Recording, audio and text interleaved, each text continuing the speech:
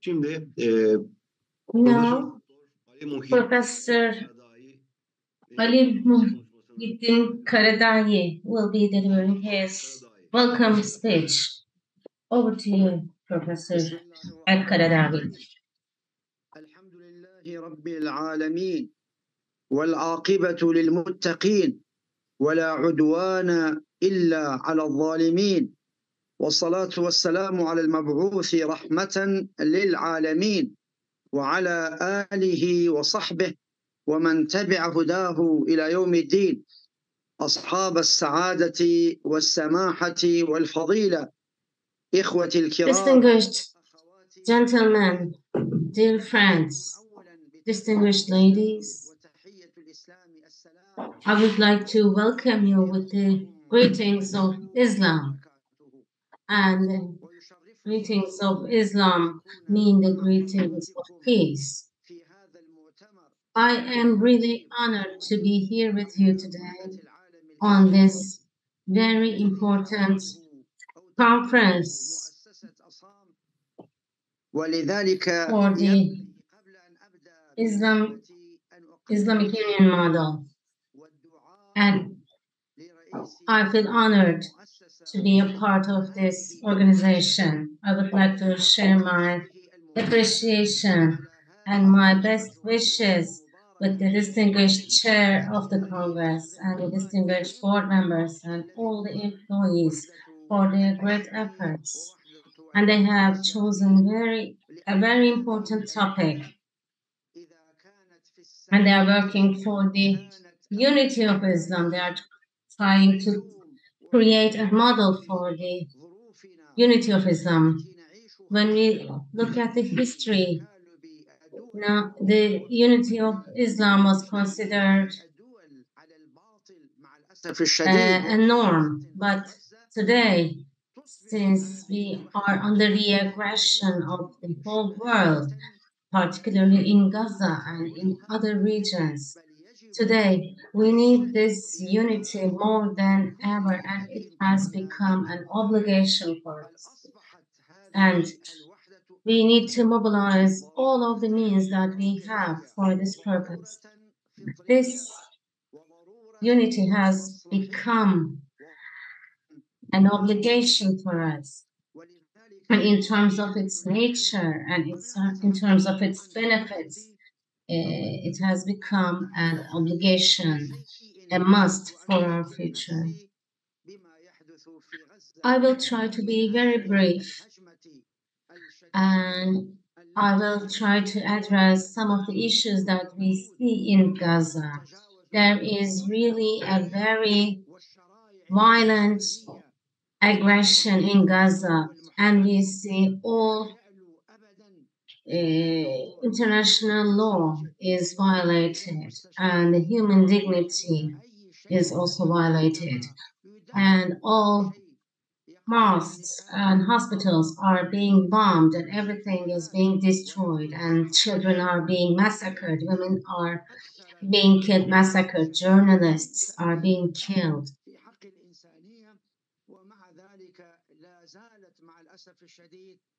And they have committed more than 100 rights of humans, and countries like the United States have continued their support for the state of Israel, and they are defending that Israel is defending itself, but that's not the case. They are destroying everything. They are killing people, women and children.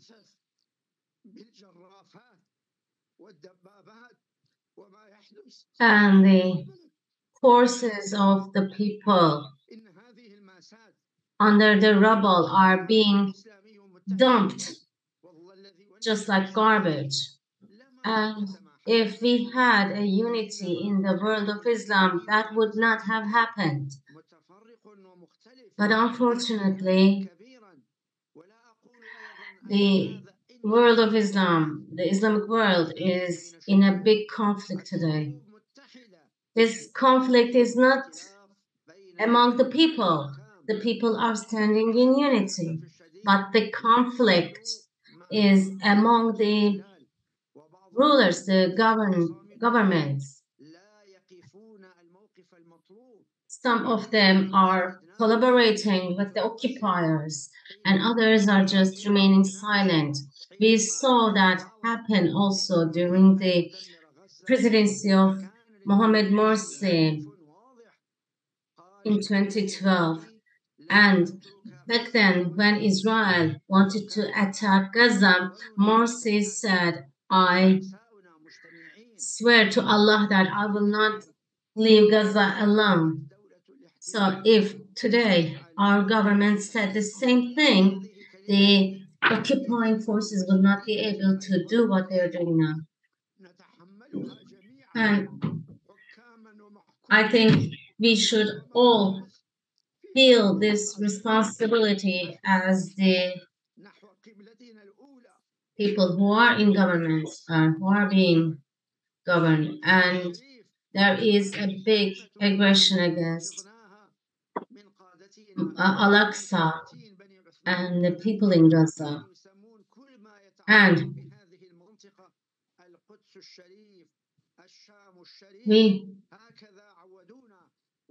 everything that we have held dear since the times of the Ottoman Empire. All the holy lands and all the holy monuments have been preserved since then. So I would like to emphasize the importance of unity again. And I would like to say that Allah in Ali Imran says there are many reasons for conflict and the reason for realizing Wahdat. And Allah says that the world of Islam is in conflict and also the enemies of Islam are also in conflict. And he says, if you follow someone who is not a man of the book, they will turn you into a disbeliever. And if you agree with some of the Christians and help them implement their own policies and their own programs, and they will put you into conflict. And the scholars say that they will leave you in conflict with each other. Shaman al-Qais, the Jewish family, was divided by enemies, and then Allah sent this verse. After you put your faith in me, and if you follow the non-believers, they will put you into conflict. So Ibn Abbas and other scholars also interpreted this as a reason for the lack of unity in the world of Islam. And our Prophet ﷺ, in his final speech, said, do not go back to kufr after me. Do not slit each other's throat. And when scholars interpreted that verse, they suggested that the Prophet meant to say that the Muslims should not fall into conflict after he passes away, because we have unity, but still we can have conflict after that. And with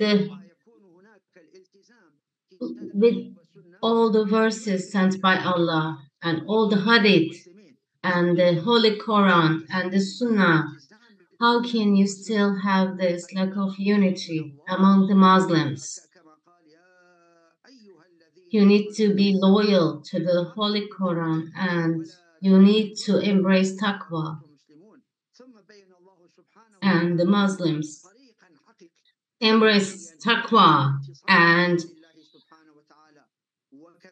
die as a Muslim. This verse, this is the true meaning of this verse. And the most important benefit for the Muslims lies in the unity of the Muslims, and the biggest harm to the Muslims will come with a conflict between the Muslims. And to achieve this unity, the civil society, the Ibn bin Maruf, can play an important role by working closely with the governments. They can do this. And Allah said that we need to do Ibn bin Mafrur.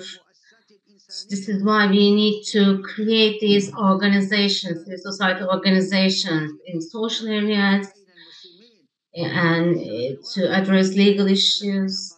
And these organizations should work for the unity of the Muslims. And another organization is described in the Hujurat, in the Holy Quran. If two groups of Muslims fight each other, declare peace between them, this means that we need to have an organization like the NATO, which will protect the benefits and the unity of Muslims, like the Peace Corps. And the Organization of Islamic Cooperation has 57 members. It has a vast economic and human resources, but unfortunately, they are not still able to do anything.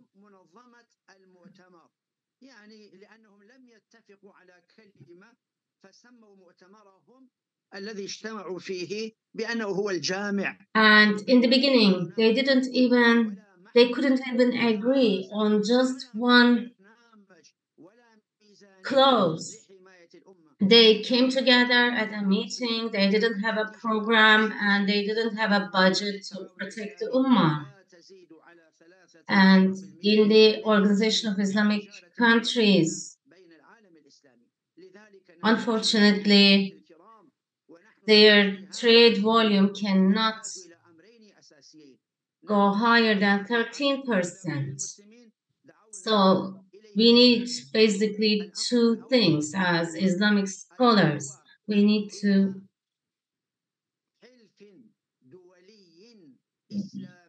we gave them the recommendations. We told them that we need a global organization for Islamic unity. We need something like an alliance of Fudul, because in the Jahiliyyah era, the Muslims were proud. They saw that the Muslims were suffering from atrocities, and they created this organization called the Alliance of Fudul. Just like that, we need to create an organization with Muslims and non-Muslims. The United Nations cannot do that, unfortunately. They cannot fulfill their responsibilities. But if all countries in the world come together and pass a resolution, just a veto by one country would be enough to stop that resolution. This is why the President Erdogan keeps saying the world is bigger than 5. If there is a resolution for a ceasefire and 4 countries say yes. We cannot still have the ceasefire because the US vetoes that resolution. So in that organization, we should not give a voting right to a country.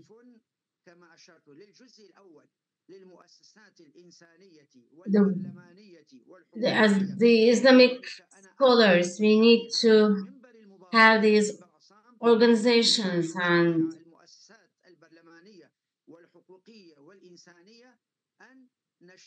and bring them together. I would like to address ASSAM and other similar organizations. Please try to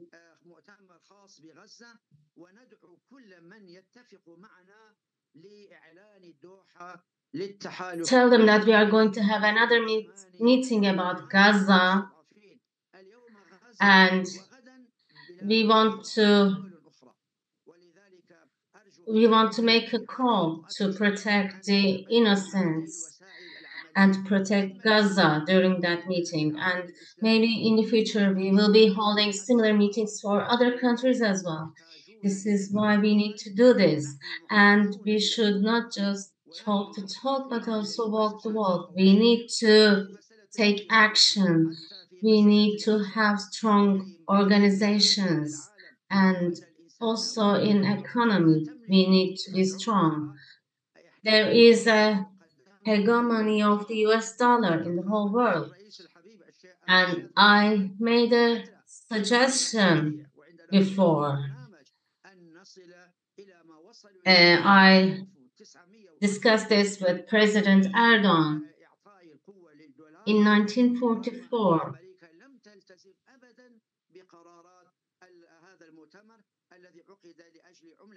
Since 1944, in 1944, there was a conference of countries which were discussing whether it was possible to have a single currency in the whole world, but the US did not accept that. As the Islam scholars, we will continue to serve the Ummah. May Allah's mercy be with you.